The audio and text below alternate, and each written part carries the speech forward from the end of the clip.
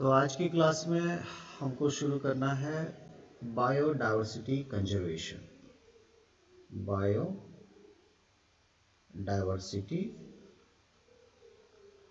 Conservation सुरक्षित करना प्राकृतिक संपदा जो लाइफ इस अर्थ पे मौजूद है उसको संरक्षित करना, उनकी देखभाल करना। सवाल ये आता है दिमाग में कि क्यों बचाएं सर हम बायोडाइवर्सिटी को, क्या जरूरत है? मर रही है तो मरने दीजिए, नहीं बन रही है उनको भी बनने दीजिए, क्या है? बस हम लोग सुरक्षित रहना चाहिए, बाकी तो क्या है। तो इतना समझाने के बावजूद भी अगर ऐसी बातें दिमाग में आती हैं तो ऐसा लगेगा जैसे हमको बायोडाइवर्सिटी अभी समझ में नहीं आई। हर चीज जुड़ी है, जितनी ज्यादा स्पीसीज होंगी इकोसिस्टम उतना ही स्टेबल होगा, जितना इकोसिस्टम स्टेबल होगा हम लोग भी उतने ही सुखी रहेंगे, क्योंकि हम भी इकोसिस्टम का ही पार्ट हैं।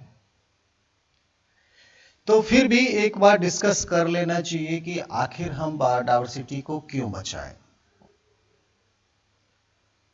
इसको समझने के लिए हमने तीन केवल कारण बस बताए कि इसलिए हमको बचाना चाहिए।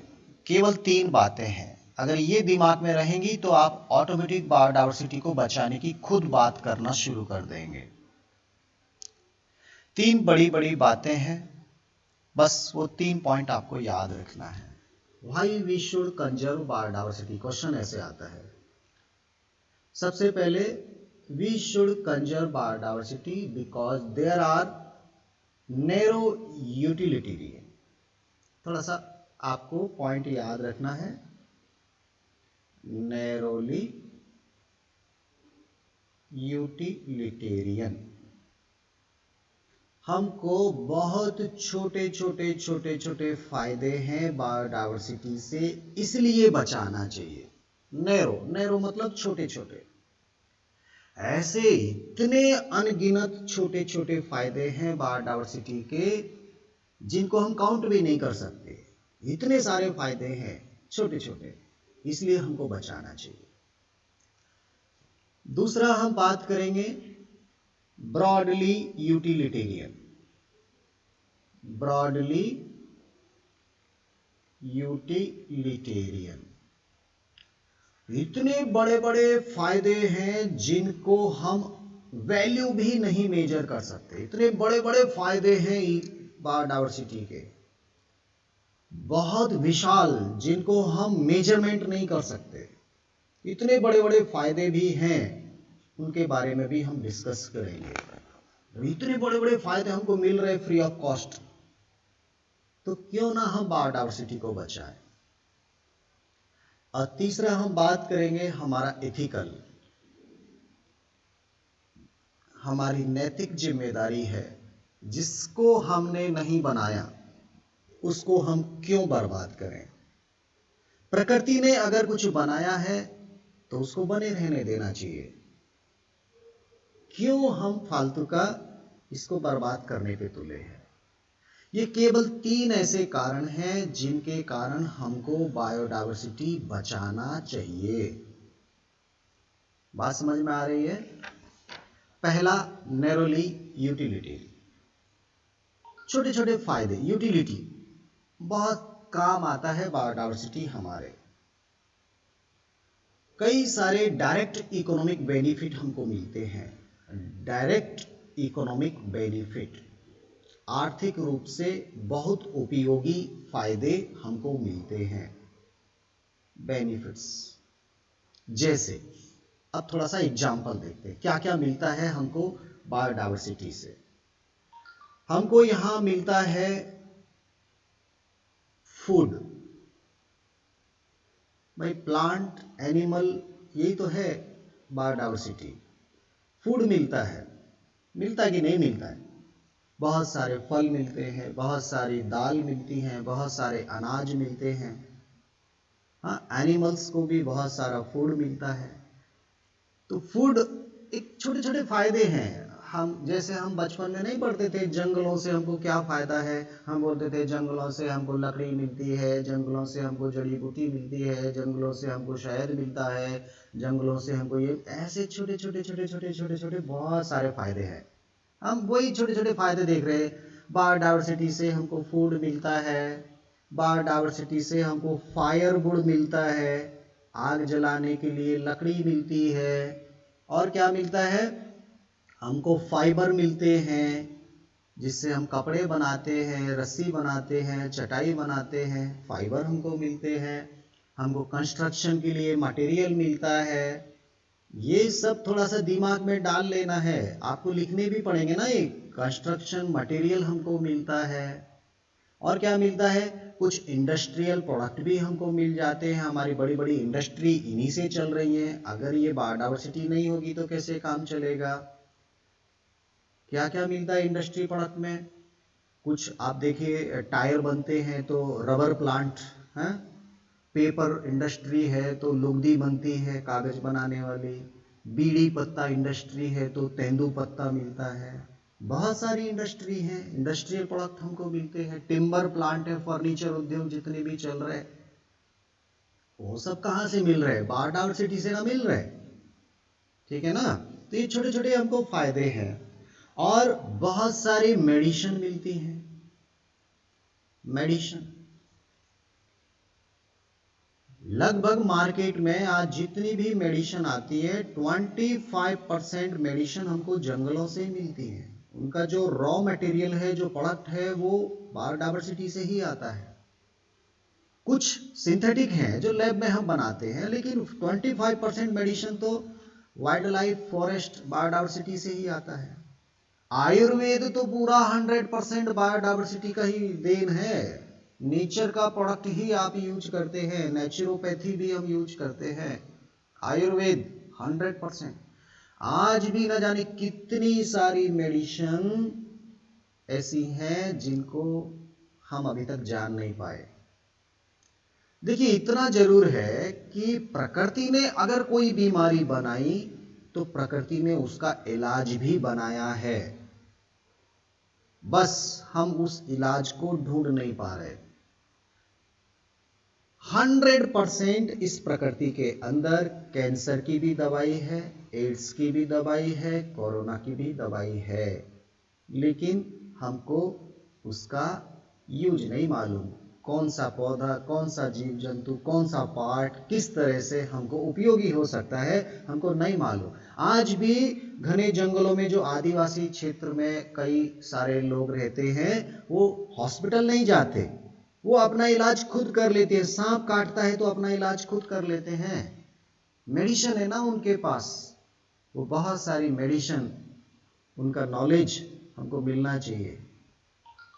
तो बायोडाइवर्सिटी के जो रिसोर्सेज हैं उनको, उनकी यूटिलिटी को जानना, उनको पहचानना, ताकि वो हमारे लिए इकोनॉमिक दृष्टि से काफी उपयोगी हो जाए। एक्सप्लोर करना, सर्च करना, ढूंढना इकोनॉमिक इंपॉर्टेंस वाली बायोडाइवर्सिटी को, ये कहलाता है बायो प्रोस्पेक्टिंग। ये शब्द एक बार सीबीएसई ने पूछा था, what do you mean by bio prospecting. ये शब्द थोड़ा सा दिमाग में डालना, बायो प्रोस्पेक्टिंग क्या होता है। बायोडाइवर्सिटी को एक्सप्लोर करना, ढूंढना, क्या पता कोई बायोमोलिक्यूल अच्छा मिल जाए, क्या पता कोई मेडिसिनल वाला कुछ फायदा हमको मिल जाए, कुछ भी इकोनॉमिक इंपॉर्टेंस हमको अगर बायोडाइवर्सिटी से मिलता है तो उनके बारे में सर्च करना, रिसर्च करना, एक्सप्लोर करना, लोगों को बताना कि इस चीज का ये फायदा है, ताकि सबको फायदा हो, ये कहलाता है bio prospective. So there are lot of scope to explore the biodiversity for the economic importance of the human beings। समझ में आया।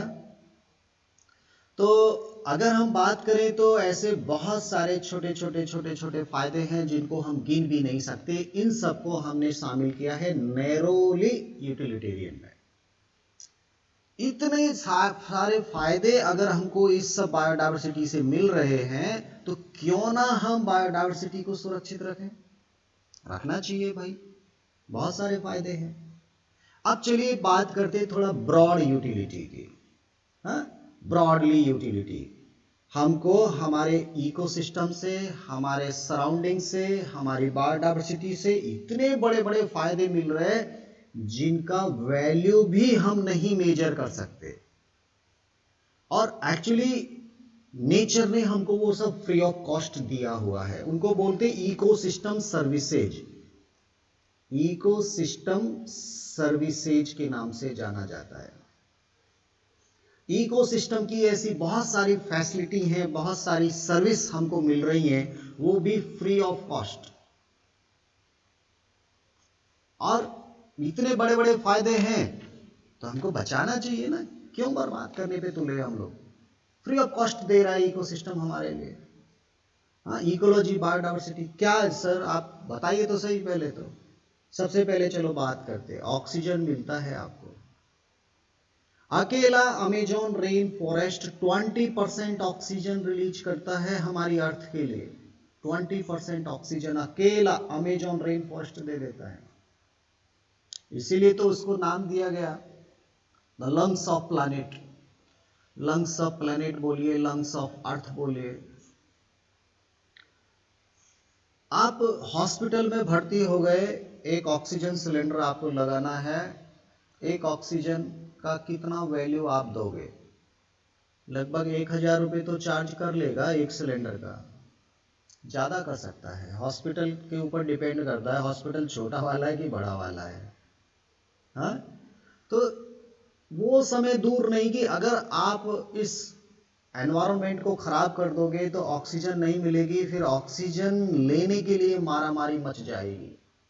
और हमारी अर्थ पर तो ये हमारी बायोडायवर्सिटी फ्री ऑफ कॉस्ट इतने सालों से आपको कितना ऑक्सीजन दे रही है, इसकी वैल्यू थोड़ा सा कैलकुलेट करके देखो। ये ऑक्सीजन आप पैसा खर्च करके भी नहीं खरीद सकते।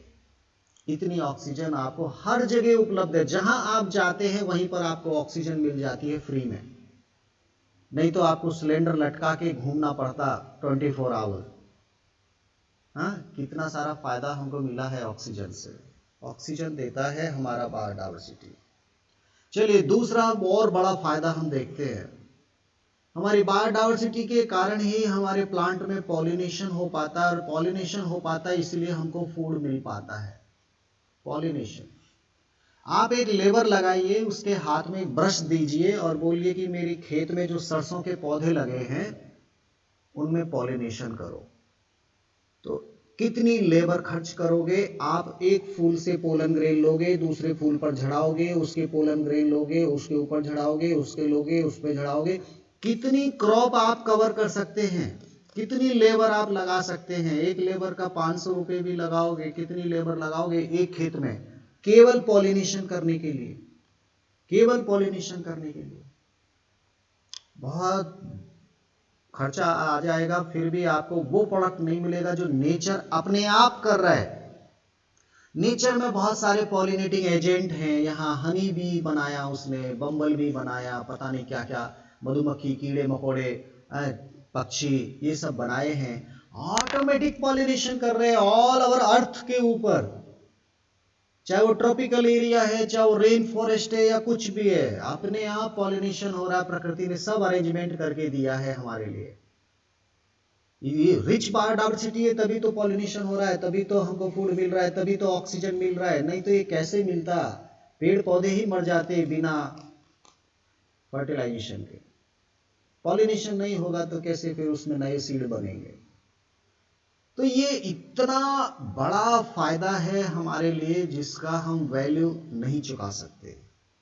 पॉलिनेशन होता है हमारे लिए, बहुत बड़ा फायदा है, छोटा फायदा नहीं है। ब्रॉडली यूटिलिटी में आएगा, ब्रॉड यूटिलिटी। चलिए तीसरा फायदा देखते हैं। ब्रॉड की बात कर रहे, तीसरा फायदा आप देखिए, आप घूमने गए कुल्लू मनाली, हरिद्वार, ऋषिकेश, केदारनाथ, बद्रीनाथ, वहां एक झरना बह रहा है, चारों तरफ हरे हरे पेड़ लगे हैं, चिड़िया चहक रही हैं, एक साइड में सूरज उग रहा है, एकदम क्लीन हवा है, आप खड़े हैं अपने परिवार के साथ, ये रोमांच, ये फीलिंग, ये आनंद लेने के लिए आप कितना पैसा खर्च कर सकते हैं? क्या आप आर्टिफिशियली पैसा खर्च करके वो कोयल की आवाज सुन सकते हैं, वो पक्षियों का चहचहाना सुन सकते हैं, वो लहर जो पानी में उठ रही है वो आप देख सकते हैं, जो झरना ऊपर से गिर रहा है क्या आप वो देख सकते हैं? पैसा खर्च करके आप कभी नहीं देख सकते। नेचर ने सब अपने आप बनाया है, अपने आप इवेपोरेशन हो रहा है, क्लाउड बन रहे हैं, बरसात हो रही है, पेड़ उग रहे हैं, पेड़ों में फल लग रहे हैं, फलों को पक्षी खा रहे हैं। आप एक एक पेड़ में जाके पानी डाल के देखते हैं, आप पेड़ को कितना पाल सकते हैं? क्या एक जंगल के पेड़ों को आप पाल सकते हैं? उनको पानी दे सकते हैं? नहीं दे सकते। नेचर ने हमको दिया, अपने आप क्लाउड बनाए, अपने आप बरसात हो रही है, अपने आप सनलाइट आ रही है, हाँ, अपने आप झरने बह रहे हैं, कोयल कोहक रही है, हाँ, कोयल गाना सुनाती है कुकू, हाँ, मोर नाच रही है। आप मोर को पैसा देके डांस करवा सकते हैं क्या? नहीं करवा सकते। वो प्रकृति का जो एक आनंद है उसका कोई वैल्यू नहीं है, वो फ्री ऑफ कॉस्ट हमको मिल रहा है। क्यों बर्बाद कर रहे हैं? इतना सारा जो एक अनलिमिटेड हमको आनंद मिल रहा है इस प्रकृति से, उसको हम क्यों बर्बाद करें? इसलिए हमको सब बचाना चाहिए, हमारी आने वाली जनरेशन भी ये सब आनंद ले सके। इसलिए हमको हमारी बायोडायवर्सिटी को बचाना चाहिए। तीसरा, एथिकल। एथिकल थोड़ा सा आप फिलोसॉफिकल सोचिए, थोड़ा अपना तर्क लगा के सोचिए। एथिकल की अगर हम बात करें, एथिक नैतिक जिम्मेदारी आपकी। जिस चीज को आपने बनाया नहीं उसको क्यों बर्बाद कर रहे हैं? प्रकृति ने बनाया तो प्रकृति की चीज को बने रहने दीजिए भाई। इतना रिच बायोडायवर्सिटी अगर अर्थ के ऊपर पैदा हुआ है तो कुछ ना कुछ इंपॉर्टेंस तो होगा ना उसका, फालतू तो नहीं बन गया है। हो सकता है आप उसका यूज नहीं जान रहे, लेकिन प्रकृति ने उसको बनाया है, प्रकृति को मालूम है कि वो चीज कितना इंपॉर्टेंट है। आने वाले समय में हो सकता है आज हमको जिसका वैल्यू नहीं मालूम, कल वही चीज हमारे लिए बहुत बड़ी रामबाण सिद्ध हो जाए किसी बीमारी के लिए। तो ये सब हमको बचा के रखना चाहिए, ये हमारी नैतिक जिम्मेदारी है, हमारा ये एथिकल इश्यूज है। हाँ, ये हमारा होना चाहिए, इतना अंदर एक भावना आनी चाहिए कि प्रकृति की चीज है, प्रकृति हमको इतना सब कुछ दे रही है, छोटे छोटे फायदे हमको मिल रहे हैं, बड़े बड़े फायदे हमको मिल रहे हैं, तो हमको भी बायोडायवर्सिटी बचाना चाहिए।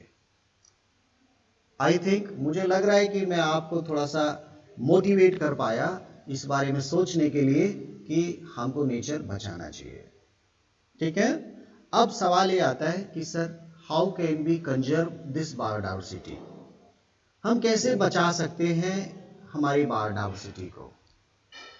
भैया कुछ ज्यादा नहीं करना है, बायोडायवर्सिटी को बचाने का सिंपल सा तरीका है। या तो जिस जगह पर बायोडायवर्सिटी है, जिस जगह पर बायोडायवर्सिटी है उस पूरी जगह को सुरक्षित घोषित कर दो, वहां कानून बना दो, वहां पे लोगों को अवेयर कर दो ताकि वो वहां नुकसान ना पहुंचाएं। पूरे के पूरे क्षेत्र को सुरक्षित और संरक्षित कर दो जहां पर बायोडायवर्सिटी है, ताकि वो सुरक्षित रहे। और इस तरीके को हम बोलते हैं इन सिचुएशन कंजर्वेशन। इसको क्या बोलते हैं? इन सिचुएशन कंजर्वेशन। जो चीज जहां है, जैसी है, उसको वहीं सुरक्षित कर देना, ये कहलाता है इन सिचु कंजर्वेशन। इन सिचुएशन भी आप बोल सकते हैं, इन सिचुएशन कंजर्वेशन। अगर आपको लगता है कि कोई स्पीसीज यहां बहुत रेयर है और अगर इसको थोड़ा ध्यान नहीं दिया गया तो यहां विलुप्त हो जाएगी, मर जाएगी, खराब हो जाएगी, और ये स्पीसीज दुनिया में और कहीं नहीं है, इसलिए इसको यहाँ थोड़ा प्रोटेक्टिव एनवायरनमेंट में इसको रखना चाहिए, हमें इसको बढ़ाने का प्रयास करना चाहिए, तो हम इसको यहाँ से उठा के एक आर्टिफिशियल क्लाइमेट में ले गए जहां पर हम उसकी देखभाल कर रहे और उसका रिप्रोडक्शन करके उसकी पॉपुलेशन बढ़ाने की कोशिश कर रहे। अगर आपने नेचुरल हैबिटेट से किसी स्पीसीज को शिफ्ट करके आपकी एक स्पेसिफिक लोकेशन पे आप उसको संरक्षित कर रहे, उसको सुरक्षित कर रहे, तो ये कहलाएगा x situation conservation. X situation conservation, या तो इन सिचुएशन करो या एक्स सिचुएशन करो। एक्स सिचुएशन तब करते हैं जब आपको ऐसा लगता है कि अगर इन सिचुएशन उस चीज को ऐसे कैसे छोड़ दिया तो वो जल्दी विलुप्त हो जाएगी और वो फिर प्रकृति से खत्म हो जाएगी, क्रिटिकल है, उसको देखभाल, उसको अटेंशन की जरूरत है। तब आप उस चीज को अपने आर्टिफिशियल जो आपने डेवलप किया है, जहां पे आप उनकी परवरिश कर सकते हैं, जहां आप उनकी पॉपुलेशन को इंक्रीज कर सकते हैं, उस जगह पर आप उनको शिफ्ट कर देंगे। तो ये दो तरीके हैं। तीसरा तरीका हमारा साइंस की मदद लेना है हमको। हमें जीन्स को कलेक्ट करके रखना चाहिए, कलेक्शन करना चाहिए। हमें सीड कलेक्ट करके रखना चाहिए। हमें टिश्यू कल्चर का मदद लेना चाहिए, टिश्यू कल्चर हमको करना चाहिए। ये हमारा लेटेस्ट लेबोरेटरी की मदद से हम ऐसी स्पीसीज जो खत्म हो रही हैं उनको भविष्य के लिए सुरक्षित करके रख सकते हैं। हम सीड बैंक बनाया, हमने क्या बनाया, सीड बैंक बनाया।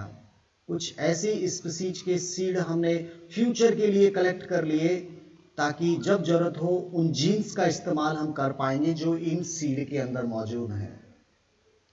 हाँ, हम लोग टिश्यू कल्चर करके कुछ पार्ट ऐसे लग रहा है कि ये स्पीसीज खत्म होने वाली है, उसका टिश्यू लेकर उसके बहुत सारे प्लांट आर्टिफिशियल तैयार कर सकते हैं, उसके एनिमल बना सकते हैं आर्टिफिशियल।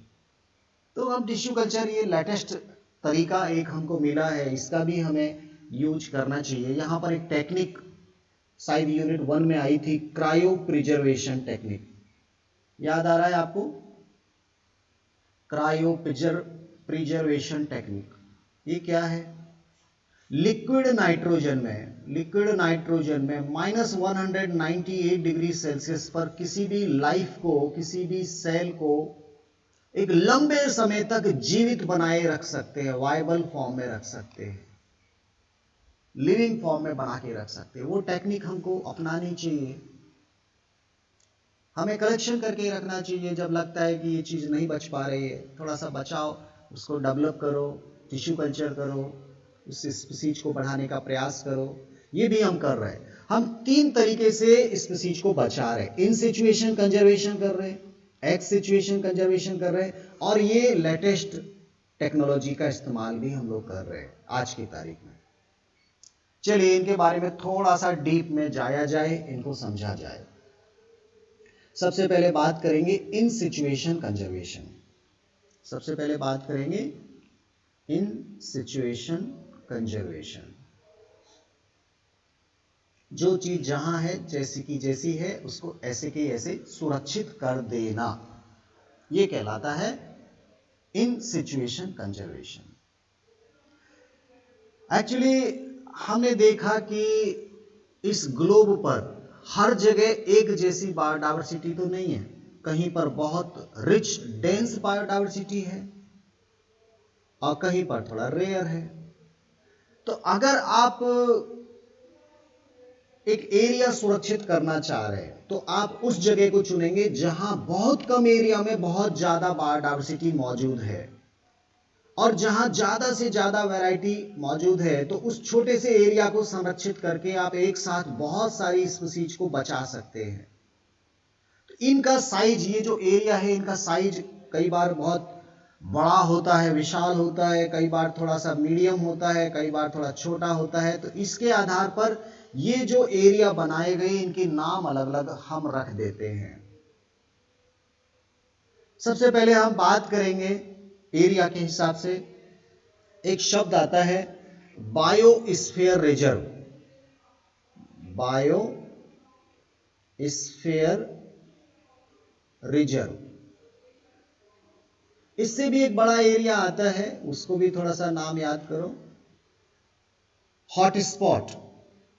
हाँ, इसको क्या बोलते हैं? Hotspot of biodiversity. एक्चुअली ये जो हमारा बायोडायवर्सिटी हॉटस्पॉट है, हॉटस्पॉट हम उस जगह को बोलते हैं जहां बहुत कम एरिया में बहुत रिच बायोडायवर्सिटी देखने को मिलती है, उसको हम बोलते हैं हॉटस्पॉट ऑफ बायोडायवर्सिटी।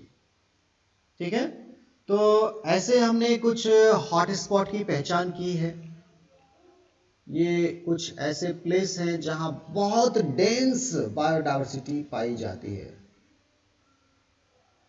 हॉटस्पॉट, हम बात करेंगे बायोस्फीयर रिजर्व की, हम बात करेंगे नेशनल पार्क की, नेशनल पार्क की, हम बात करेंगे वाइल्ड लाइफ सेंचुरी की,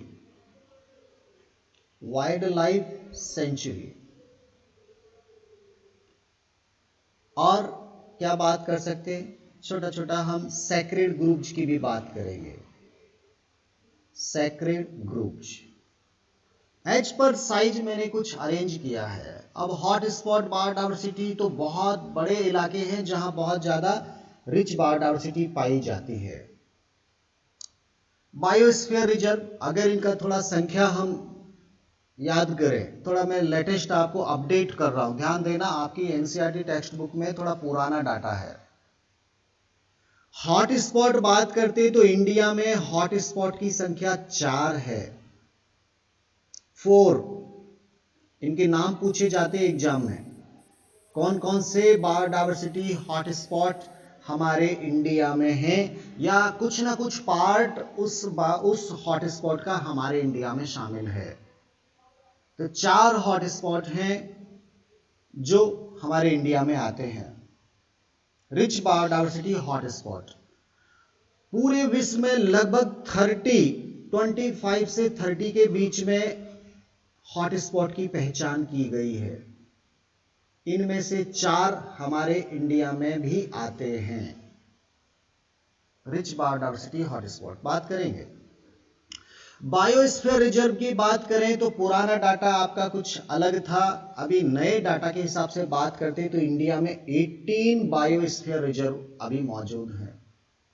ये वो लार्जर एरिया होता है जिसको प्रोटेक्ट कर दिया गया है नेचुरल हैबिटेट को सुरक्षित रखने के लिए, टू प्रोटेक्ट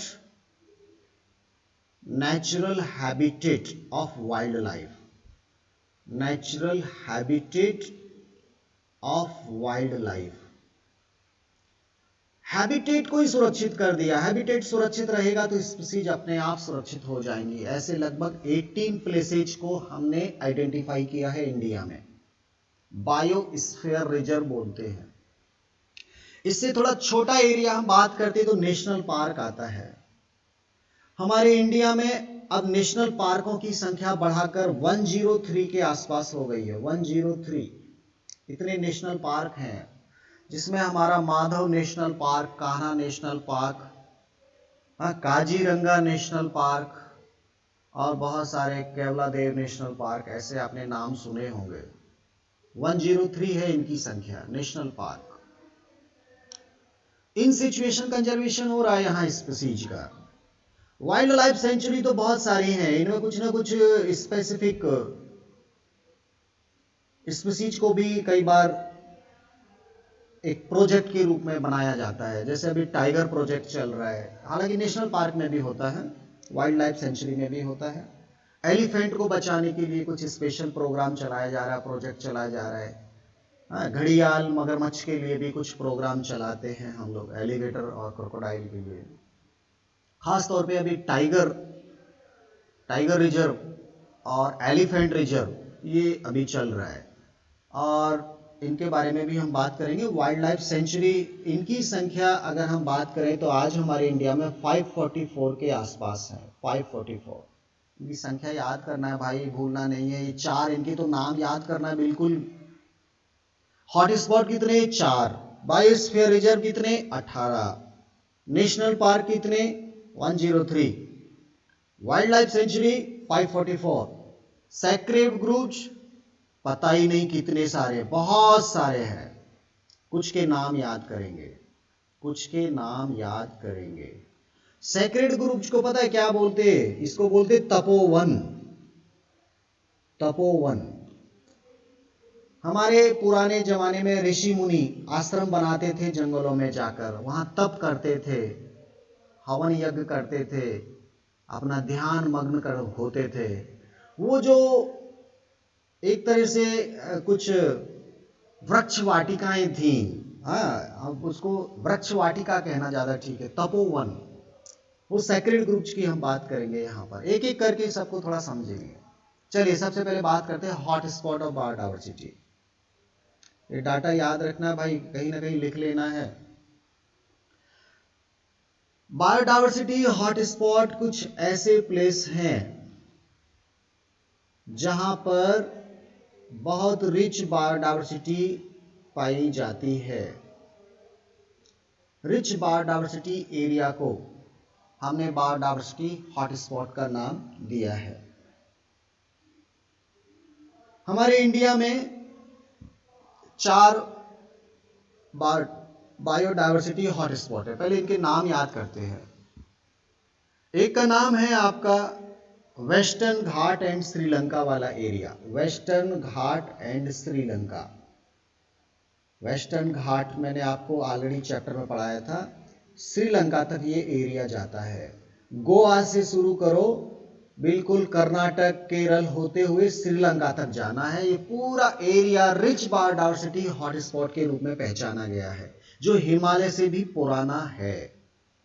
कोंकण, मालाबार, ये सब एरिया इसी में आता है, वेस्टर्न घाट में। ठीक है, नाम याद होना चाहिए, वेस्टर्न घाट एंड श्रीलंका वाला, ये एक बायोडाइवर्सिटी हॉटस्पॉट है। दूसरा हम बात करेंगे इंडो बर्मा। इंडो बर्मा ये हमारा नॉर्थ ईस्ट वाला एरिया है, जिसमें हमारा आसाम भी आएगा, त्रिपुरा, अगरतला, मणिपुर और बर्मा तक का एरिया इसमें मौजूद है। वहां बहुत रिच बायोडाइवर्सिटी है, अलग अलग वैरायटियां वहां सुरक्षित हैं, इंडो बर्मा। तीसरा हम बात करेंगे हिमालय। हिमालय की वादियां जम्मू कश्मीर से लेके पूरा अरुणाचल प्रदेश तक, पूरा इलाका, तिब्बत, नेपाल, भूटान सब इसमें आता है। यहाँ पर बहुत अलग अलग तरह की स्पीशीज सुरक्षित है हिमालय में। ये 3 आपके बुक में पहले लिखे थे, चौथा नहीं लिखा था, वो अब शामिल हो गया, हमारे इंडिया का कुछ पार्ट उसमें शामिल है। उसको नाम दिया गया संदललैंड। संदललैंड, सुंदरलैंड मत बोल देना, सुंदरलैंड तो क्या हो जाएगा, डेल्टा है गंगा नदी का जो वेस्ट बंगाल में मिलता है, वो नहीं है, ये संदरलैंड है। एक्चुअली साउथ एशिया का आइसलैंड वाला जो एरिया है, इसमें है इंक्लूडेड आइसलैंड, या ग्रुप ऑफ आइसलैंड बोलेंगे तो ज्यादा सही रहेगा, group of island. Sundaland South Asia का पार्ट है, जिसमें शामिल है आपके सिंगापुर, मलेशिया, थाईलैंड, और क्या आता है, इंडोनेशिया, हमारा अंडमान निकोबार, अंडमान निकोबार, और बहुत सारे छोटे छोटे आइसलैंड जिनका नाम भी हमको नहीं पता। ये सब पूरा एक बायोडाइवर्सिटी हॉटस्पॉट डिक्लेयर कर दिया गया है इसको। और चूंकि हमारे इंडिया के बहुत सारे ये अंडमान निकोबार जैसे आइसलैंड इसमें शामिल हैं, इसलिए हम इसको भी इंडिया में पढ़ते हैं, संदललैंड। मुझे लग रहा है आपको बायोडाइवर्सिटी हॉटस्पॉट के नाम याद हो गए होंगे। यहाँ पर बहुत रिच बायोडाइवर्सिटी है, बहुत स्पीशीज यहाँ सुरक्षित हैं। अब एक शब्द आता है जो बहुत इंपॉर्टेंट है, वो भी एग्जाम में आता है, एंडेमिज्म। ये क्या होता है? एंडेमिज्म, एंडेमिज्म को बोलते हैं विशेष क्षेत्री, विशेष क्षेत्री। कुछ स्पीशीज ऐसी होती हैं जो पूरी दुनिया में केवल एक पर्टिकुलर एरिया में ही पाई जाती हैं बस, और वो स्पीशीज दुनिया में इस जगह की बजाय और कहीं नहीं पाई जाती। Only that place this species is found here. ये स्पीशीज और कहीं पाई ही नहीं जाती। अगर इस स्पीशीज को बचाना है तो ये पूरा इलाका यहीं सुरक्षित करना होगा। अगर ये इलाका आपने सुरक्षित नहीं किया तो ये स्पीशीज हमेशा के लिए विलुप्त हो जाएगी। तो ऐसी स्पीशीज जो केवल एक पर्टिकुलर एरिया में पाई जाती हैं उनको हम एंडेमिक स्पीशीज बोलते हैं। ऐसी बहुत सारी स्पीशीज हमारे इंडिया में भी मौजूद हैं। जैसे एशियाटिक लॉयन, एशियाटिक लॉयन की बात करते हैं, इसको हम गिर लॉयन के नाम से भी जानते हैं, और जो केवल गुजरात के गिर नेशनल पार्क में ही पाए जाते हैं और दुनिया में कहीं नहीं पाए जाते। बब्बर शेर और दाढ़ी वाले एशियाटिक लॉयन केवल गिर जंगलों में पाए जाते हैं। अगर इस स्पीसीज को बचाना है तो आपको गिर वाला नेशनल पार्क सुरक्षित करना ही होगा। ये एंडेमिक स्पीसीज है। एक सींग वाला गैंडा राइनोसेरॉस, अगर वो सुरक्षित करना है तो आसाम का काजीरंगा, जो काजीरंगा है वहीं पर वो स्पीसीज पाई जाती है पूरी दुनिया में, और कहीं नहीं पाई जाती।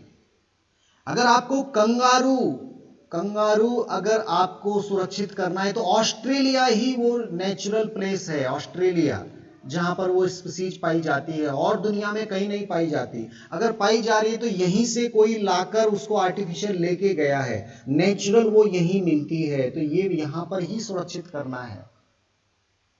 ऐसे बहुत सारी स्पीसीज हो सकती है। स्नो लियोपार्ड केवल हिमालय में मिलता है, स्नो लियोपार्ड केवल हिमालय में मिलता है और कहीं नहीं मिलता। तो ऐसी बहुत सारी स्पीसीज हैं जो एंडेमिक हैं। हमें उसी पर्टिकुलर एरिया को सुरक्षित करना होगा ऐसी स्पीसीज को बचाने के लिए, या फिर उनका एक्स सिचुएशन करना पड़ता है। एक वाइल्ड मैंगो है, वाइल्ड मैंगो, एक स्पेशल वैरायटी ढूंढी गई अभी कुछ दिन पहले, वाइल्ड मैंगो, और ये मिलती है पचमढ़ी में, पचमढ़ी के जंगलों में। पचमढ़ी ये भोपाल के आगे है मध्य प्रदेश में, पचमढ़ी में वाइल्ड मैंगो। वो स्पीसीज स्पेशल थी, वो केवल उस जंगलों में ही है, पचमढ़ी के जंगलों में, और कहीं नहीं मिला वो मैंगो। तो बहुत सारी स्पीसीज है, बायोडायवर्सिटी बहुत बड़ी है, हर एक एग्जांपल दिया नहीं जा सकता। आपको समझना जरूरी है एंडेमिक क्या होता है, एंडेमिज्म क्या होता है, और क्यों जरूरी है इन सिचुएशन कंजर्वेशन इनका करना। क्योंकि अगर ये यहां से डिस्प्लेस कर दिए, अगर यहां से हटा दिए, तो ये स्पीसीज विलुप्त हो जाएंगे। इसलिए ये एरिया आपको सुरक्षित करना ही पड़ेगा। मुझे लग रहा है एंडेमिक आपको समझ में आ गया। चलिए, नेशनल पार्क हो गया। नेशनल पार्क थोड़ा सा ऐसा एरिया है जो पूरा कानूनन रूप से सुरक्षित कर दिया गया है, और उसके बीच में ये मान लीजिए पूरा एक जंगल है, इसके बीच में कोर एरिया होता है जहां किसी का भी प्रवेश करना वर्जित होता है, कोई नहीं जा सकता इस जगह। आप यहाँ पे विजिट कर सकते हैं। हाँ, यहाँ पर जीव जंतु अपने नेचुरल रहते हैं, उनको कोई छेड़छाड़ नहीं करने दिया जाता। ये कोर एरिया होता है नेशनल पार्क के अंदर। वाइल्ड लाइफ सेंचुरी थोड़ा छोटा एरिया है, ये वाइल्ड लाइफ सेंचुरी हो गया अगर छोटा एरिया है, वहां कोर एरिया जनरली नहीं होता वाइल्ड लाइफ सेंचुरी में। ऐसा करके अलग अलग थोड़ा पैरामीटर हम लोग बनाए हैं। सभी तरीके इन सिचुएशन कंजर्वेशन के हैं। अब हमको समझना है सैक्रेड ग्रुव्स। सैक्रेड ग्रुव्स, देखिए हमारा हिंदुस्तान खासतौर पे हम बात करें, शुरू से धार्मिक आस्थाओं के कारण यहाँ बहुत नेचुरल रिसोर्सेज सुरक्षित हैं, प्राकृतिक संपदाएं हमारी सुरक्षित है। अगर धार्मिक आस्थाओं के कारण किसी एक पर्टिकुलर एरिया को प्रतिबंधित कर दिया जाता है शिकार करने के लिए, जंगल काटने के लिए, वहां पर एक ठाकुर बाबा का मंदिर है, अगर कोई लकड़ी काटेगा तो ठाकुर बाबा उसके परिवार को बर्बाद कर देंगे, अगर ऐसी मान्यता है, ऐसे लोगों में विश्वास है, ऐसी भावनाएं हैं, तो पूरा एरिया अपने आप सुरक्षित हो जाता है। वो धार्मिक आस्थाओं के कारण। एक पर्टिकुलर समाज है जो प्रकृति को ही अपना भगवान मानते हैं। जैसे मैं बात करूं, आपने सुना होगा राजस्थान के अंदर अरावली पर्वतमाला के आसपास, अरावली हिल्स जो है वहां पर राजस्थान में, वहां विष्णुई समाज के लोग जो हैं वो प्रकृति को ही अपना देवता भगवान मानते हैं। खेजड़ी के पेड़ की पूजा करते हैं। खेजड़ी के पेड़ को बचाने के लिए अमृता देवी विष्णुई का नाम आपने सुना होगा, उन्होंने कितना बड़ा बलिदान दिया था। 363 people along with 3 daughters of Amrita Devi Vishnoi was killed by the soldier of King Jodhpur। ये पुराना इतिहास है। तो आज भी कुछ इलाके, देखिए सलमान खान को भी नहीं छोड़ा बिश्नोई समाज ने, उन्होंने चिंकारा का शिकार कर दिया। वो बेचारा आज भी कोर्ट में जा रहे अपनी तारीख भरने के लिए, परेशान है। और उन्होंने किया कि किसने किया अभी तो हम कुछ नहीं कह सकते, लेकिन कानूनी प्रक्रिया चल रही है उसके ऊपर। तो ऐसे भी लोग हैं, ऐसे भी समाज हैं, ऐसे भी मंदिर हैं जिनके कारण एक पर्टिकुलर क्षेत्र सुरक्षित है, वहां की वाइल्ड लाइफ, वहां का जंगल, वहां का हर चीज सुरक्षित है। वैष्णो देवी एक पहाड़ के ऊपर है पूरा इलाका, वहां शिकार करना, वहां पेड़ काटना सब कुछ प्रतिबंधित है। आप समझ रहे हैं ये बात। तो ऐसे बहुत सारे इलाके हमारे हिंदुस्तान में मौजूद हैं जो धार्मिक आस्थाओं के कारण आज भी सुरक्षित हैं। उन सभी स्थानों को नाम दिया गया सैक्रेड ग्रूव्स। अब इसके कुछ एग्जाम्पल आपको याद रखना है। खासी and Jaintia hills in Meghalaya, पहला एग्जाम्पल क्या है, नाम, क्योंकि जब आपको सैक्रेड ग्रूव्स पूछा जाएगा तो एग्जाम्पल पूछे जाएंगे, तो नाम याद होना चाहिए आपको। Khasi and Jaintia hills in Meghalaya, Meghalaya में यह है। Aravalli hills of Rajasthan, Aravalli hills of Rajasthan. Number 3 western Ghat, western Ghat वैसे भी सुरक्षित है, हॉटस्पॉट भी है, फिर भी वहां बहुत सारी देवी देवताओं के मंदिरों के कारण वो प्लेस सुरक्षित है। आपके मध्य प्रदेश में भी सरगुजा, चंदा और बस्तर एरिया आदिवासी लोगों के कारण आज भी सुरक्षित है, वो लोग वहां किसी को भी शिकार नहीं करने देते। सरगुजा, चंदा और बस्तर इलाका आपने पढ़ा होगा, आज भी यहां बहुत सारी स्पीसीज सुरक्षित हैं सैक्रेड ग्रूव्स के कारण। अब हम बात करते हैं एक्स सिचुएशन कंजर्वेशन। जब लगता है कि स्पीसीज विलुप्त हो रही है, उसको स्पेशल अटेंशन देने की जरूरत है, तो हम उस स्पीसीज को शिफ्ट कर देते हैं। अगर वो प्लांट स्पीसीज है तो हम उसे बॉटनिकल गार्डन में ले जाते हैं। प्लांट है तो कहां ले जाएंगे? बॉटनिकल गार्डन में। और अगर वो एनिमल है तो हम उसे ले जाएंगे जूलॉजिकल पार्क में। जूलॉजिकल पार्क में, जूलॉजिकल पार्क एक्चुअली क्या होता है, उसको हम जू बोलते हैं, चिड़ियाघर बोलते हैं। वहां एंडेंजर्ड स्पीसीज को प्रोटेक्ट किया जाता है, उनको जैसा क्लाइमेट चाहिए ऐसा क्लाइमेट देते हैं, जैसा फूड चाहिए ऐसा फूड देते हैं, उनका मेडिकल सुपरविजन किया जाता है ताकि वो अपनी पॉपुलेशन बढ़ा सकें। यही रोल है जूलॉजिकल पार्क का। ये केवल टिकट लगा के और इनकम करने का तरीका नहीं है, वो तो उन्होंने जस्ट एक टूरिस्ट प्लेस जैसा बना दिया गया है, लेकिन मेन उद्देश्य है बायोडायवर्सिटी को सुरक्षित करना। बॉटनिकल गार्डन और जूलॉजिकल पार्क। हम क्रायो प्रिजर्वेशन टेक्निक यूज कर रहे हैं, हम लोग सीड बैंक बना रहे हैं, सीड बैंक हमने बनाए, टिश्यू कल्चर हम यूज कर रहे हैं। ये बहुत सारा क्रायो प्रिजर्वेशन टेक्निक का मदद लेके हम लगातार एंडेंजर्ड स्पीसीज को बचाने का प्रयास कर रहे हैं।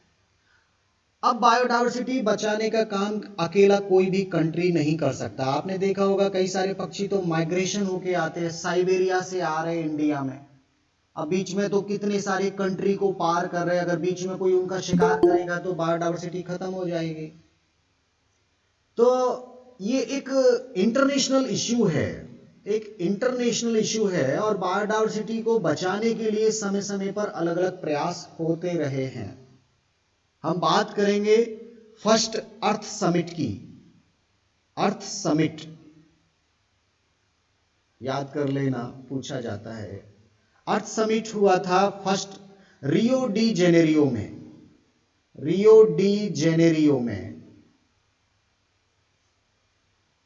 1992 में। वहां विश्व के सभी देश इस बात पे चर्चा किया कि बायोडायवर्सिटी को कैसे बचाएं, कि हम क्या प्रयास कर सकते हैं। कुछ उन्होंने डिसीजन लिए और टारगेट लिया कि 2010 तक हम बहुत कुछ कर चुके होंगे, हम ऐसा करेंगे, हम ऐसा करेंगे, ये सब बनाना है, ये सब करना है, ऐसे बहुत सारे डिसीजन हुए थे। तो ये अर्थ समिट अलग अलग देशों के बीच में बायोडाइवर्सिटी कंजर्वेशन के लिए एक मीटिंग आयोजित हुआ था, कुछ डिसीजन लिए गए थे, सभी कंट्री उनको फॉलो कर रहे हैं। फिर इसके बाद 2002 में भी एक फिर से मीटिंग हुआ रिव्यू करने के लिए कि जो हमने डिसीजन 1992 में लिए थे उनके ऊपर क्या रहा। तो 2002 में जोहान्सबर्ग में भी एक समिट हुआ था और उसका नाम था सस्टेनेबल डेवलपमेंट।